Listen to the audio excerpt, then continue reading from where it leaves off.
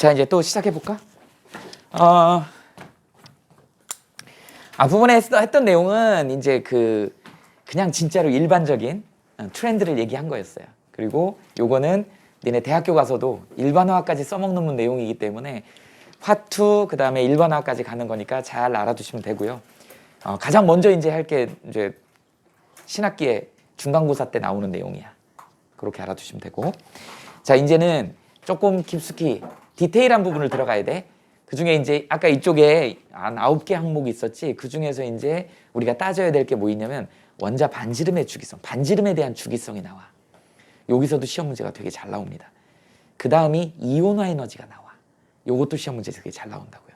전자친화도는 교육과정 밖이야. 전기음성도는 나중에 배워야 될 거기 때문에 여기서 다뤄야 될 건 한 2가지 정도? 그거를 예외적인 부분까지, 그 예외적인 부분이 시험 문제 잘 나오기 때문에 선생님이 지금 하는 내용 중에 이건 예외야 라고 하는 거는 꼭 기억하고 계셔야 됩니다. 그걸 출제자들이 꼭 물어본다. 이제 그렇게 정리를 한번 해보자.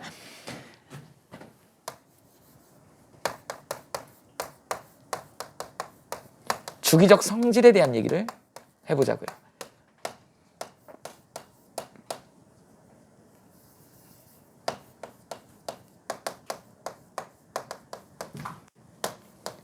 성질이니까 복수를 써야지. properties 이렇게. 그러니까 주기적 성질들에 대한 얘기를 좀 해보자고요. 자, 그 중에서 첫 번째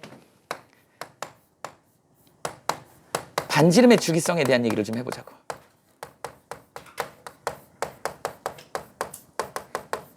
그냥 원자 반지름이라고 할까요? 선생님이 왜 그냥 반지름이라고 했냐면 뒤에 가면 이온도 나오거든. 이온 반지름도 나와야 되기 때문에. 근데 일단 원자 반지름부터 먼저 얘기를 해봅시다. 여러분들 원자 반지름, 원자를 본 사람이 있을까요? 최근에 이제 그 원자 현미경 이런 현미경들이 있어. 그래서 아주 특수한 경우에 탄소 원자라든지 이제 특히 고체화학 같은 경우 그런 데서 이제 내가 어떤 물질을 만들거나 해가지고 그게 어떤 구성으로 되어 있는지 알아보려고 이제 촬영을 하는 기술이 있어. 그래서 촬영해 보면은 이제 나오는데 또는 뭐 X선 기술도 있고요. 여러 가지 기술들이 있긴 있어. 근데 실제로 일반인들이 보기는 참 어려워요. 그 다음에 선생님이 화학을 전공했다 그랬잖아요. 보통 이제 교수님들이 또는 외부 다른 대학교 교수님들이 그 대학을 방문해가지고 세미나 같은 거 하면 대학원생들 모아놓고 이제 세미나를 합니다. 그러면 이제 어쨌든 눈에 안 보이는 거잖아. 우리가 눈에 안 보이는 것 때문에 뭐 몰에 대한 개념도 썼었고 상대적인 질량, 원자량, 분자량 이런 걸 썼었다고요. 이유는 뭐라고? 눈에 안 보이기 때문에. 근데 그런 눈에 안 보이는 걸 가지고 반응시켜서 이게 새로운 물질이야 확인하고 이런 작업을 하는 게 화학과에서 하는 일이라고요. 그래서 그런 세미나 같은 거 발표를 하면 좀 못된 대학원생들이 있어요. 원래 이제 스승님이나 아니면 교수님들한테 대들면 안 되는데 가장 대들기 쉬운 방법이 어떤 거냐면 교수님 그거 보셨어요? 되게 버릇없는 거예요. 근데 이제 가끔 교수님들 중에서도 정말 학문적으로 탄탄해가지고 그걸 누가 뭐라 그래도 빼도 박도 못하게 딱 설명을 잘하는 선생님이 있는 반면에 그냥 막 중구난방으로 막 발표하는 선생님들이 있어. 그러면 이제 들어도 저 가치가 있나? 이런 느낌을 들면 이제 질문 쇄도하는 거지. 그러면서 이제 결국은 언성이 높아지다가 이제 그거 보셨어요? 막 이렇게 되는 거지. 삿대질하면서.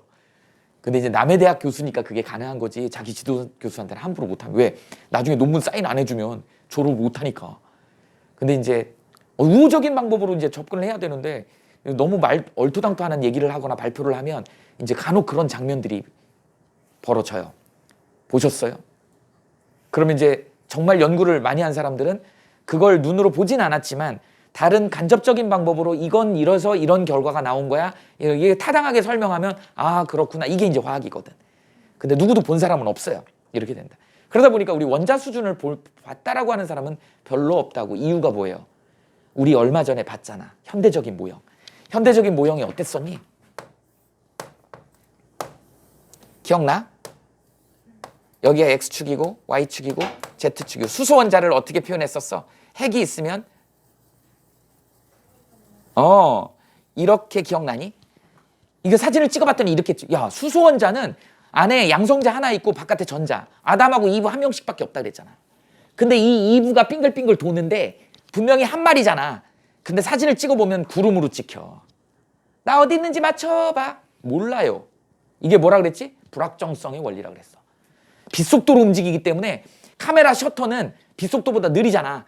그러니까 더 빠른 애를 갖다가 느린 셔터로 딱 찍으니까 그냥 뿌옇게 퍼져 있는 것처럼 보이는 거야. 근데 심지어 이 퍼져 있는 거가 몇 퍼센트라 그랬어? 90% 확률이라 그랬어. 전자가 발견될 90% 확률이야. 그럼 이 바깥에도 나머지 10% 확률이 있는 거 아니야. 그럼 우리 제목이 뭐야 지금? 원자 반지름이잖아. 이게 원자인 것 같긴 해. 너네 이거 반지름 어디다 정할래? 여기가 반지름이야? 여기야? 여기야? 여기야? 여기도 전자는 있거든. 여기야? 여기야? 어디야? 어디를 정할 거야? 원자 반지름을 정할 수가 없어요. 이게 현대 과학의 한계야. 명확하게 어디가 경계인지를 몰라. 전자가 발견될 확률 밀도 함수가 저렇게 다 존재하기 때문에. 근데 그 중에 많이 존재하는 90% 되는 걸 우리가 색깔로 칠해놓은 거를 우리는 뭐라고 배웠어? 오비탈이라고 배웠잖아. 확률이 높은 거이지. 거기가 결합할 수 있는 확률이 높은 거일 뿐인 거지. 거기를 정확하게 원자다라고. 그럼 누군가가 약속을 해야 돼. 원자는 여기까지 원자 반지름이라고 하자라고 약속을 해야 된다고. 그게 아유팩이라고 하는 국제학회에서 뭐라고 했냐면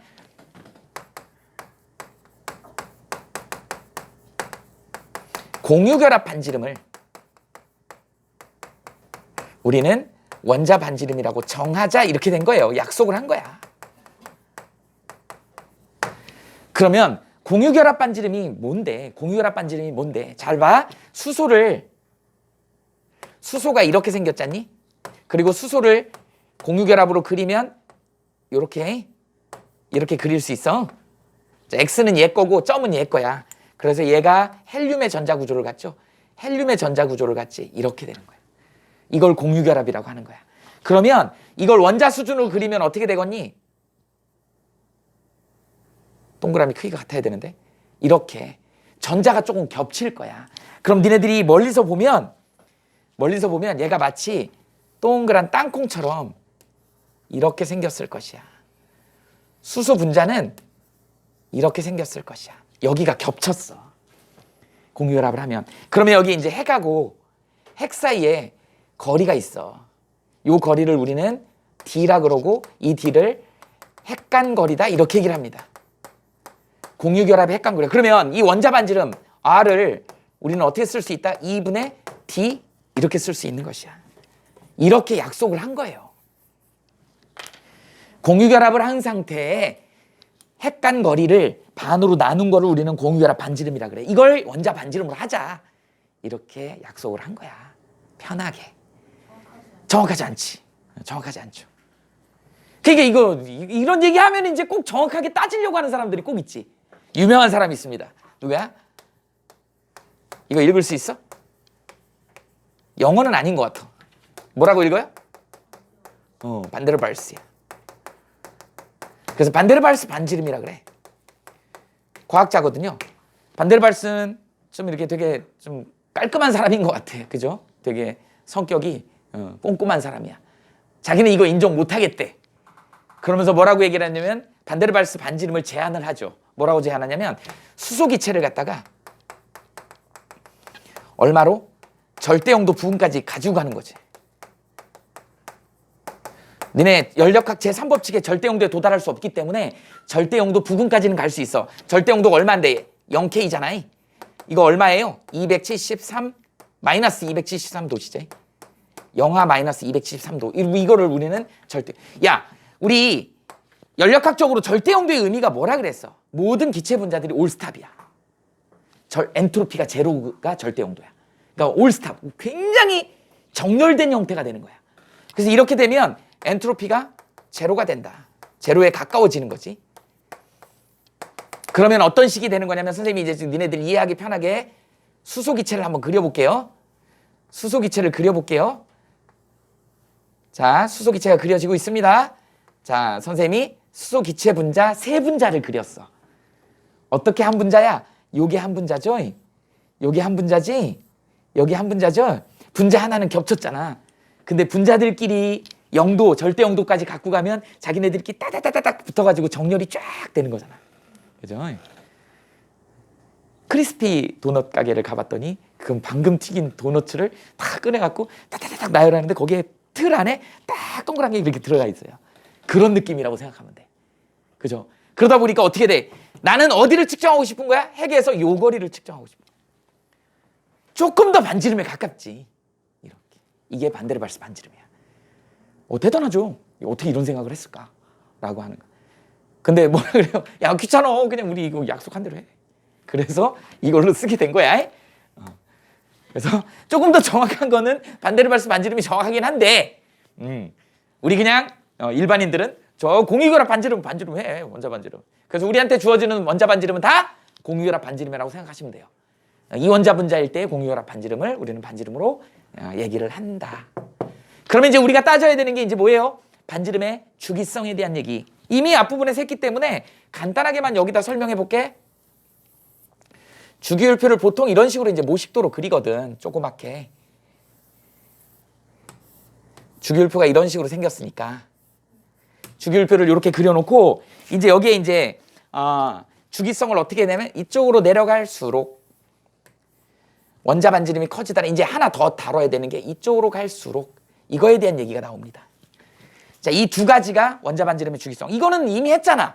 아래로 내려가서 여기 이제 껍데기 하나 있죠. 여기는 껍데기가 2개 있지. 여기는 껍데기가 3개 있지. 그 다음에 껍데기가 4개 있지. 이렇게. 그러니까 아래로 내려가면 내려갈수록 원자 반지름이 커지더라. 이건 너무 잘 알죠. 전자 껍질이 증가하기 때문에. 그런데 이제 같은 주기에서, 자, 이게 같은 족에서 방금 그 얘기를 한 거야. 자, 같은 족에서 선생님 계속 강조하는 같은 족에서는 아래로 내려갈수록 전자 껍질 수가 많아지기 때문에 원자 반지름이 커지더라.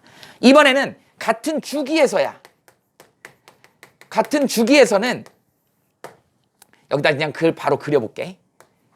하나, 둘, 셋. 하나, 둘, 셋. 하나, 둘, 셋. 하나, 둘, 셋. 니네 이제 눈에 보이기 쉽게 하기 위해서 선생님이 뚜렷하게 그렸습니다. 오른쪽으로 갈수록 작아지네. 이런 경향성을 보이더라. 왜 작아지냐?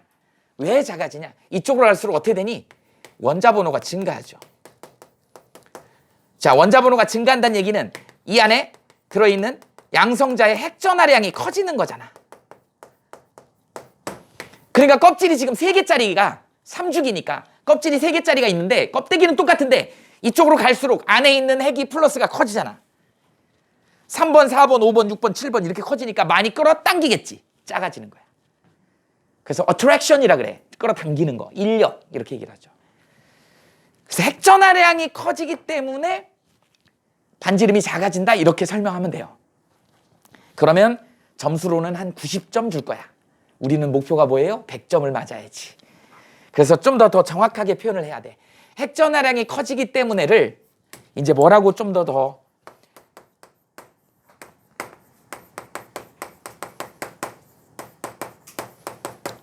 유핵 전하량이라는 말로 바꿔라.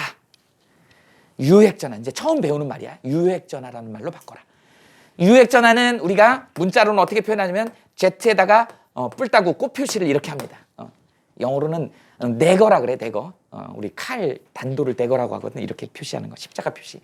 네, 선생님은 꽃무늬라 그래서 꽃 표시라고 하는데 Z 꽃무늬 이렇게 Z 프라임 또는 뭐 Z 네거 뭐 이렇게 얘기하는데 유핵 전하량을 이렇게 표현한다. 이거의 정의를 알아야 돼. 뭐라고요? 최각 전자가 느끼는 실제 핵 전하량이야. 이걸 우리는 유핵 전하량이라고 한다. 공식처럼 나옵니다. Z 뿔따구는 Z 마이너스 여기에 가려막기 효과.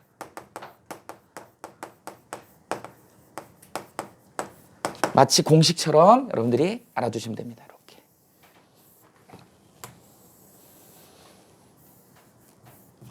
그러니까 실제로 일어나는 일들은 저 유핵 전하 때문에 일어나는 일이라고 보시면 돼요. 그러니까 이게 핵 전하량이라고 해도 별반 손색은 없어. 한 90점 준다니까. 근데 완벽하게 100점을 맞으려면 유효핵 전하라는 표현을 써야 된다. 오른쪽으로 진행할수록 유효핵 전하량이 커지기 때문에 어떻게 된다? attraction, 끌어당기는 힘이 세져서 원자 반지름이 작아지더라. 이렇게. 그러면 이제 여기서 못 들어본 얘기가 나오죠. 얘가 유효액 전하야? 유효액 전하량, 그래서 뭐 이렇게 나오죠. 원문에는 effective nuclear charge. 여기는 뭐예요? 이론적인 핵 전하량이야. 야, 이론적 전하량이면 뭐겠어, 이거? 원자 번호죠. 양성자 숫자죠. 같은 말이지? 이렇게 됩니다. 예를 들어볼까요? 선생님이 예전에도 설명했던 나트륨이 있어. 나트륨이 11번이야. 여러분들 중성 원자잖아. 중성 원자니까 나트륨에 양성자가 11개 들어있어. 전자도 11마리가 들어있어요. 자, 뭐라 그랬니? 11마리 잘생긴 오빠들이 오늘 공연을 합니다. 그죠? 보이그룹 공연을 해요. 그래서 인터넷에서 표를 20만 원짜리를 샀다 그랬죠. 그래서 이제 공연을 가. 요새는 뭐 이렇게 예매하면 그 자리에서 좌석도 이렇게 정할 수 있더라고요. 근데 이제 어쨌든 샀어. 가서 표 끊고 들어갔어. 들어갔더니 웬걸? 내 자리가 배정된 데가 세 번째 껍데기야. 첫 번째 껍데기, 자 봐봐. 오빠들이, 잘생긴 오빠들이 공연을 하는데 첫 번째 껍데기에는 두 자리밖에 없네? 근데 가만히 보니까 선생님이 여기서 이렇게 얘기하면 또 외모 지상주의 이런 거 아니다. 여자애가 예쁜 애들이 둘이 딱 있는 거야. 쟤네 뭐지? 두 번째 라인에 8명이 딱 자리를 이미 자리 차지하고 있는 거야. 쟤네 뭐지? 나보다 더 예뻐. 나만 혼자 여기 있는 거야. 뭐야 이게. 얼굴로 차별하는 거야. 예를 들어서. 그게 너 얼마나 짜증나니. 근데 그래도 괜찮아. 왜? 나는 주기율표에서 분명히 나트륨은 플러스 11이라고 알고 갔거든. 뭐 거리가 상관이 있어? 난 여기 앉아도 플러스 11을 보면 되는 거지. 이론적인 건 플러스 11이야. 아, 근데 이 오빠들이요. 이쁜 것들을 좋아해요. 그리고 어떻게 얘네 둘 8명한테만 관심이 있어. 나한테는 관심이 없어. 그러니까 내가 실제로 느끼는 건 한 명도 나한테 눈길을 안 줘. 짜증나죠. 아니 주기율표에서는 분명히 11명이라고 알고 갔거든. 가서 보니까 앞에 껍데기에 가려 이쁜 애들이 다 가려버리는 거야. 남잔가? 뭐 이게 보이지도 않아. 다리에 다리털이 좀 보여. 남자구나. 뭐 이 정도 수준이야. 얼굴은 볼 수도 없어. 그럼 이제 또 뭐 해야 돼? 가방에서 팩소주 꺼내야죠. 그거 먹고 또 난리 쳐야지. 이런 상황이 벌어지는 거야 지금. 그러니까 실제로 최외각전자가 느끼는 실제 핵전하량을 우리는 유효핵전하라고 얘기를 하는 거야. 그게 화학 반응에 관여하는 거지 주기율표에 있는 핵전하량이 화학 반응에 관여하는 게 아니야. 그건 이론적인 거야. 이렇게 되는 겁니다. 무슨 얘기 느낌 알겠지? 이래서 얘 최외각전자가 느끼는 핵전하의 실제 느낌을 우리는 유효핵전하라고 얘기하고, 그걸 결정짓는 애가 가려막기 효과야. 이 가려막기 효과가 조건이 있어. 첫 번째 어떤 조건이 있냐? 안쪽 전자껍질 수야. 자 봐봐. 전자껍질 수가 많으면 가려막기 효과가 커. 이게 크면 유효핵전하가 작아져. 그죠? 안쪽에 껍데기가 많을수록 많이 가려지는 거야. 그러면 핵이 최외각전자를 통제를 안 해. 얘가 맨날 술 먹고 난리치는 거야. 그게 반응성이 큰 거야. 이렇게 되는 겁니다. 자, 이번에는 두 번째. 껍질 수가 동일할 때. 껍질 수가 동일할 때는 이제 어떻게 돼? 전자 숫자가 많으면 가려막기 효과가 커. 이제 뭐냐면 옆에 나랑 똑같은 애가 또 있네. 그 라인에서 또 경쟁을 해요. 나눠 먹기 해야 되잖아. 그러니까 어떻게 되는 거야? 그게 뭐야? 경쟁하는 게 반발이죠. 껍데기는 똑같이 있어. 그러니까 안쪽은 이제 무시해도 돼. 나랑 경쟁하는 애는 얘야. 근데 저 오빠가 나한테 눈길 주고 얘한테도, 나만 줬으면 좋겠는데 이 얘한테도 주고 나한테도 주고 분산시키잖아. 유효핵전하가 떨어질 수밖에 없는 것이지. 그래서 전자수가 많아지면, 같은 라인에 전자수가 많아지면 가려막기 효과가 커진다. 이 가려막기 효과는 뭐다? 반발력이다. 이 전자의 반발력 때문에 가려막기 효과가 커져서, 이게 커지면 상대적으로 유효핵전하는 작아지더라 라고 하는 것이죠. 거의 대부분 이 두 가지 조건 정도 나옵니다. 이걸 우리는 처음 나오는 내용이야. 유효핵전하라는 개념이. 근데 실전에서는 우리 주기율표에 나와 있는 양성자 수가 결정짓는 게 아니고 이 유효핵전하가 결정짓는다. 그래서 앞으로 말을 쓸 때, 주관식 서술형 같은 거 쓸 때도 원자번호라고 쓰면 안 되고 유효핵전하라는 표현을 써줘야 돼. 이걸 배웠다고 한다 그러면 요게 이제 반지름의 주기성에서 나오는 첫 번째 내용입니다. 이거 아주 일반적인 내용이죠. 같은 주기. 그런데 이제 여기서 이제 예외가 나온다고.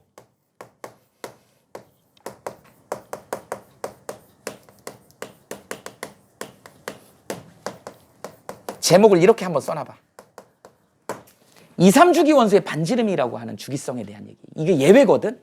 CF라고 하는 게 뭐니? 너네 뭐 이거 뭐의 줄임말인지 알아? 뭐라고? 컴페어? 비교하다? 뭐 그런. 그거 틀린 말 아니야. carefully라고 선생님이 알고 있는데. 조심해라. 주의해라. carefully. 그래서 CF라고 그것도 맞아. 비교하는 것도 맞고 그렇게 쓴다. 어쨌든 그렇습니다. 비교해라. 또는 주의해라. 2, 3주기 원소의 반지름의 주기성 나오면서 이게 이 표가 너네 교과서에 나오기도 하는데 여기가 족이라고 합시다. 족이면 원자번호라고 얘기하자. 여기를 반지름이라고 합시다. 뭐 반지름의 수치는 정확하지 않아도 좋아. 여기에 1족이고 얘가 이렇게 나오지.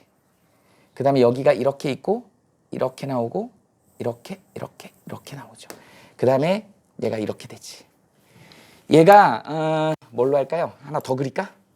색깔로 그립시다. 여기에 이렇게 있고 이렇게 하고 이렇게 나오지. 자, 여기에 얘가 K야. 여기가 2족이니까 칼슘이겠지. 여기 그럼 나트륨이겠지. 여기는 2족이니까 마그네슘이겠죠. 그 다음에 여기가 알루미늄이겠지. 그 다음에 규소겠지. 여기가 인, 황, 염소 이렇게 되겠지. 그 다음에 여기는 뭐겠니? 여기는 리튬이겠지. 여기가 베릴륨이겠지. 얘가 붕소겠지. 탄소겠지. 질소겠지. 산소겠지. 플로린이겠지. 뭐 이렇게 된다고요. 여기는 뭐겠어요? 그냥 수소지. 그러니까 봐봐. 이렇게 1족, 2족, 13족 이렇게 돼 있잖아. 그러니까 같은 족에서는 무조건 어떻게 된다? 주기가 커지면 반지름이 커지잖아.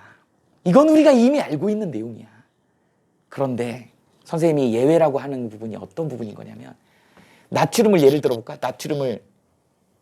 리튬을 예를 들어볼까? 리튬을 한번 그어봅시다. 이게 정확한 값은 아닌데 어쨌든 그어봐. 이렇게 그어봅시다. 어디에서 문제가 생기냐면 요 뒷부분에 얘네들이 문제가 생기죠. 너무너무 중요합니다. 3주기인데 반지름이 작아. 리튬은 2주기인데 반지름이 커. 껍데기가 하나 더 있음에도 불구하고 얘가 작더라는 거야. 근데 우리는 상식적으로 껍데기가 많으면 무조건 클 거라고 생각해. 거기에 포인트가 들어있는 거야. 그래서 이거 시험 문제 맨날 출제합니다. 그래서 3주기인 뒤에 비금속 원소들이 2주기의 금속 원소보다 반지름이 작아. 이유를 설명해라 그럼 뭐라고 설명하면 돼? 안에 유액전하가 커. 껍데기가 많아도 유액전하가 크다 보니까 핵이 되게 중요하잖아. 그러니까 세게 당겨버리는 거야. 세게 당겨버리고 더 작아지는 거야. 그러니까 이건 껍데기가 우선순위가 아닌 거야. 유액전하가 우선순위가 돼버리는 거지. 이해됩니까? 요렇게 된다. 설명할 수 있겠죠? 이런 것들이 시험 문제 나온다. 그래서 원자반지름의 주기성에서는 이걸 꼭 기억하셔야 돼요. 정리 잘 해놓으시고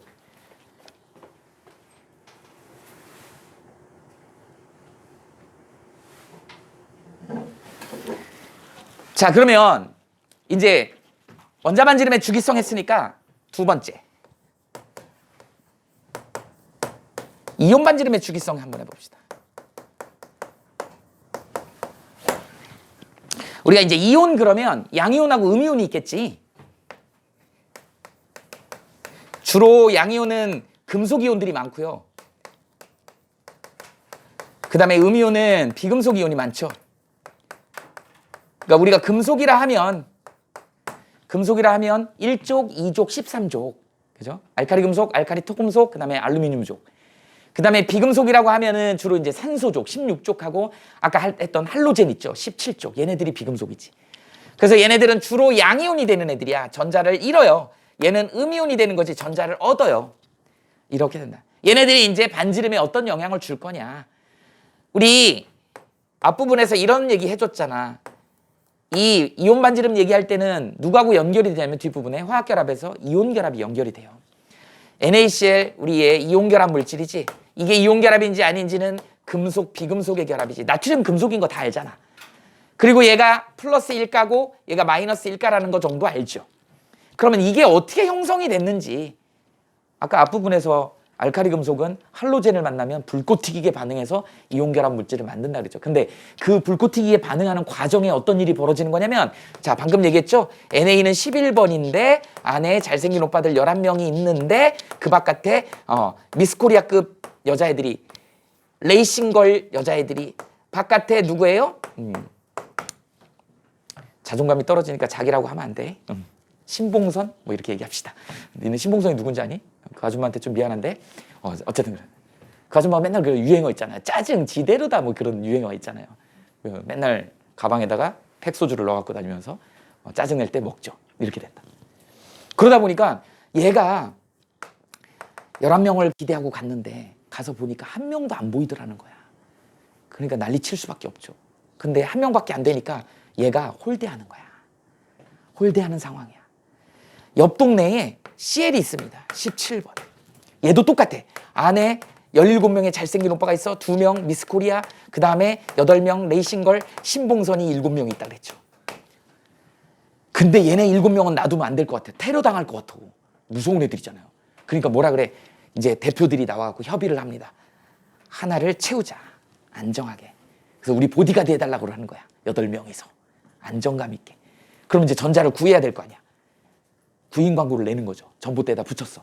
전자 구함, 숙식 제공, 월수 300 보장. 그러니까 얘가 그걸 본 거지. 여기서 홀대당하지 말고 가는 게 좋죠. 면접 봤어요. 오래 여기 홀라당 가는 거죠. 얘 가면 어떻게 이거 사라진다고. 그러니까 안에 플러스 11인데 전자가 10개밖에 없잖아. 그러니까 자연스럽게 Na 플러스가 되는 거야. 그럼 NA하고 비교해봐. 얘가 더 크지. 왜? 껍데기가 하나 사라졌잖아. 이온이 되면서 껍데기가 하나 사라졌기 때문에 양이온인 경우에는 원자 반지름이 더 크더라는 거지. 이온 반지름보다 원자 반지름이 더 크더라는 거죠. 왜? 이온이 될 때 전자 껍질이 하나 사라졌기 때문에 반지름이 줄어드는 거야. 그거에 비해서 얘는 CL은 어떤 상황이 벌어진 거니? 얘 17개인데 전자가 하나 더 들어왔으니까 전자 18개야. 그래서 마이너스 1이야. 근데 7개 있을 때보다 7개는 안정하진 않지만, 또 이것도 내가 자꾸 여자 남자 이런 얘기하면 또 니네들 내가 편가르는 것 같아서 그런데, 선생님 편견일 수도 있어. 내가 무슨 얘기 했더니 어떤 여학생이 그러더라. 선생님 그거 편견이에요 라고 얘기했는데, 그냥 과학적으로 얘기를 하는 거야. 여자 이런 얘기 하기 그런데 여자들의 핵심이 뭐니? 질투, jealousy. 그죠? 남자들도 질투를 하니? 좀 많이 하나? 있어. 근데 그게 그렇게 표시는 안 나. 근데 여자들은 머리끄댕이 잡고 싸우잖아요. 그치? 남자들은 주먹 다짐하면 다치거든. 그냥 속으로만, 속마음으로만. 그런데 여자들은 네가 잘났니? 내가 잘났니? 막 그러면서 이제 머리끄댕이 싸우는 거야. 질투. 전자가 그래서 반발력이 심하다 그랬죠. 7명이 있는데 불안정해서 1명을 데려오기로 협의는 받지만 얘가 들어오면 어떻게 돼? 자리가 좀 좁잖아요. 그러니까 반발하잖아. 그러니까 이렇게 커질 수밖에 없는 거야. 그래서 얘가 이렇게 커지는 거야. 그래서 여기가 이렇게 되는 거는 전자 껍질 수가 감소하는 이유고요. 여기가 이렇게 되는 거는 전자의 반발력 때문에 생기는 거야. 이렇게. 니네 이해를 돕기 위해서 내가 얘기하는 거야. 요새 세상이 많이 바빠갖고 뭐 전자가 반발하고 여자들은 질투가 심하고 이런 건 내가 자칫 얘기 잘못하면 선생님 편견이 될 수 있어서 니네 그냥 내가 니네 이해를 돕기 위해서 예를 든 거니까 그렇게 이해하세요. 인강에서 이런 거 찍으면 댓글이 엄청나게 올라와. 사람들이 정말 여러 종류의 사람이 많다라는 거를 내가 많이 느껴요. 그리고 그 댓글창에서 지네들끼리 싸워요. 선생님 수업 재밌기만 하고 왜 그거 갖고 시비 거냐고. 재미는 있는데 좀 그렇지 않아요? 선생님 왜 여자들이 왜 질투의 화신이라고 생각하세요? 뭐 이런 게 막 올라와. 좀 당황스러워요. 그래서 수업할 때마다 내가 이 얘기를 할 수밖에 없어. 니네 이해를 돕기 위해서 예를 드는 거지. 물론 선생님의 고루한 편견일 수도 있어. 근데 이제 그냥 거기까지만. 그렇습니다. 그래야 좀 이해가 편하거든. 이렇게 되죠. 여기까지 이해했죠? 그러다 보니까 양이온은 무조건 반지름이 작아지더라. 그래서 시험 문제 어떤 식으로 나오냐면 반지름하고 이온 반지름하고 원자 반지름을 같이 주어줘. 그래서 이렇게 역전이 일어나. 역전이 일어나는 걸 보고 대부분 다 어떤 식으로 나오냐면 하나는 이런 식으로 이렇게 나오고 하나는 이런 식으로 이렇게 올라가요. 한번 색깔을 다른 걸로 해볼게. 이런 식으로 이렇게 올라간다고. 그래서 이쪽 파트하고 이쪽 파트 이렇게 나온다고. 이게 원자 반지름이라고. 아 미안해, 반지름이라고. 그러면 자 이게 만약에 예를 들어서 이게 원자였다 이렇게 되면 원자보다 커지는 반지름이 되면은 얘는 뭐예요? 이온 반지름이 크면 이건 비금속이지. 원자보다 작아졌어. 얘는 금속이지. 무슨 말인지 알겠죠? 이게 양이온을 나타내는 거고 음이온을 나타내는 거고. 그러니까 원자를 누군지를 준다고. 만약에 이게 원자라면은 또 거꾸로 뒤집히는 거지. 이런 식으로. 그래서 원자 반지름보다 커지면 음이온이 잘 되는 애들 비금속이고, 원자 반지름보다 이온 반지름이 작아지면 금속 애들이야. 양이온이 잘 되는 애들이야. 이렇게 이해하시면 됩니다. 됐죠? 자, 그런데 이제 문제는 뭐냐면 여기에 두 종류가 나왔다 그래봐. 두 종류가 나왔다 그래봐. 1가하고 2가하고 누가 더 반지름이 클 거냐 작을 거냐를 또 결정해야 돼. 이게 이제 뭐냐면 등전자 이온의 반지름이야.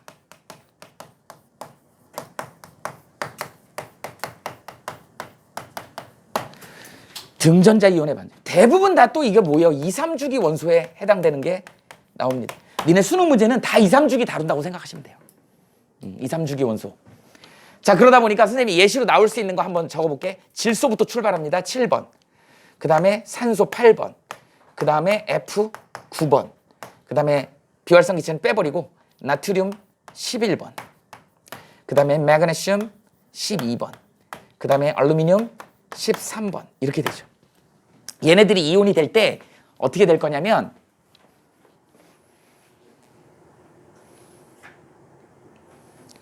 자동으로 돌아가는 게 망가졌어. 자, 이렇게 되죠. 자, 그러면 얘네들의 핵심이 야, 우리 이온은 뭐라 그랬어? 이온 결합을 하기 위해서 이온이 되는 건데 이온 결합의 핵심이 뭐라 그랬죠? 아까 앞부분에서 써뒀죠. 비활성 기체의 전자 배치를 가지려고 한다. 야, 이온이 만들어지는 거는 여기다 이렇게 쓰세요. 비활성 기체의 전자 배치. 왜? 안정하니까.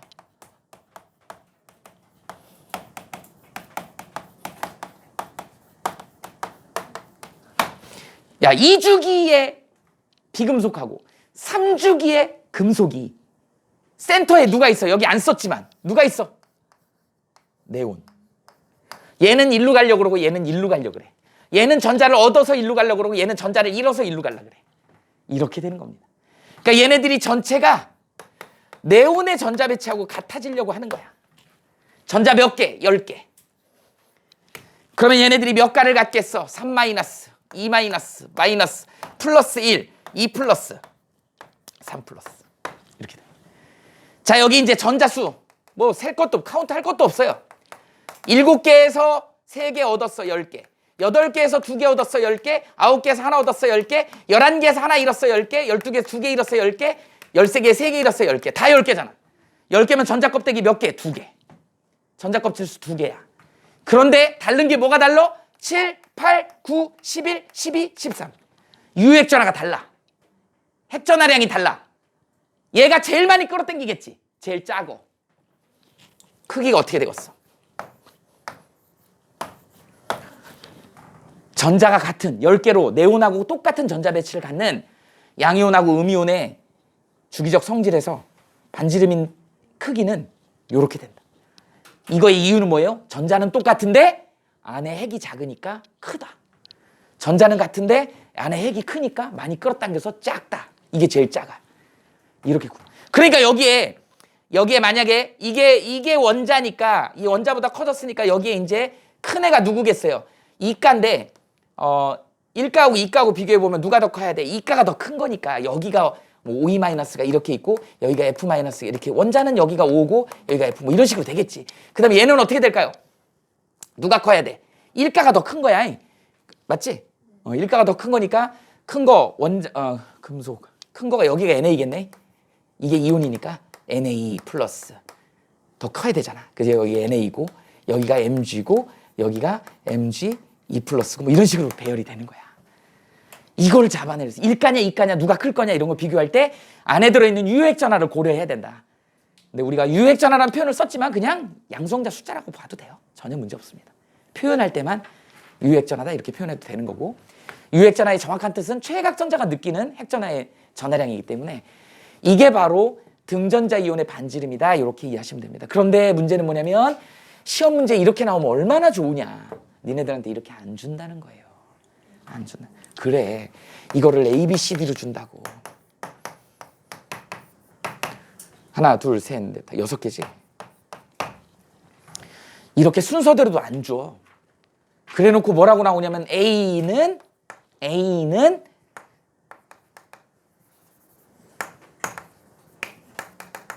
이제 우리 그동안 배웠던 거 다 쓰는 거야. 홀전자 수가 3이다. 이런 식으로 힌트를 준다는 것이지. 이제 오비탈의 전자 배치에서 나왔던 뭐 오비탈 숫자, 홀전자 수, 뭐 이런 거에 대한 최각 전자 수, 이런 거에 대한 힌트를 각각의 원소들에 대해서 준다고. 그럼 선생님이 뭐라 그랬어? 2, 3주기라 그랬으니까 쓰라 그랬죠? 이게 자동으로 써보라 그랬죠? 이런 식으로 쭉 쓰면 여기 홀전자 수 어떻게 된다 그랬니? 1, 0, 1, 2, 3, 1, 2, 1, 0 이런 식으로. 여기도 똑같이 1, 0, 1, 2, 3, 2, 1, 0. 그 다음에 오비탈의 전자수는 얘는 뭐야? 몇 개였지? 1s, 2s니까 2개. 그 다음에 여기 2개, 여기는 3개, 4개, 5개, 5개, 5개, 5개. 기억나죠? 그 다음에 여기는 6개, 6개, 여기는 7개, 8개, 9개, 9개, 9개, 9개. 자동으로 써놓고 딱 보니까 2, 3주기라고 딱 했는데 딱 보니까 뭐 3이라 그랬어. 홀전자가. 그럼 이거네. 이런 식으로 잡아내야 된다고. 여기 3짜리도 있잖아요. 이건 뭐지? 인인가? 근데 여기 주어진 거 2, 3주기라 그랬으니까 그 중에서 이거 가능한 거는 질소일수 확률이 높죠. 그래서 A를 질소라고 잡는 거야. 그래 놓고 뭐 또 C가 이거라고 잡고 뭐 이렇게 해서 순서대로 이걸 다 배치를 하는 거예요. 그래 만약에 얘가 이제 그냥 순서대로 얘가 질소고 얘가 산소고 그 다음에 얘가 플로어린이고 얘가 NA고 얘가 MG고 이렇게 정해졌다고 해봅시다. 이렇게 정해졌을 때 뭐라고 나오냐면 이렇게 한번 해볼게요. D2B 이렇게 하면 안 예쁘니까 BD2 이런 식으로 나온다고. 이거는 공유결합 물질이다 이런 식으로 나온다고. 맞냐 틀리냐 보기에 이렇게 나와요.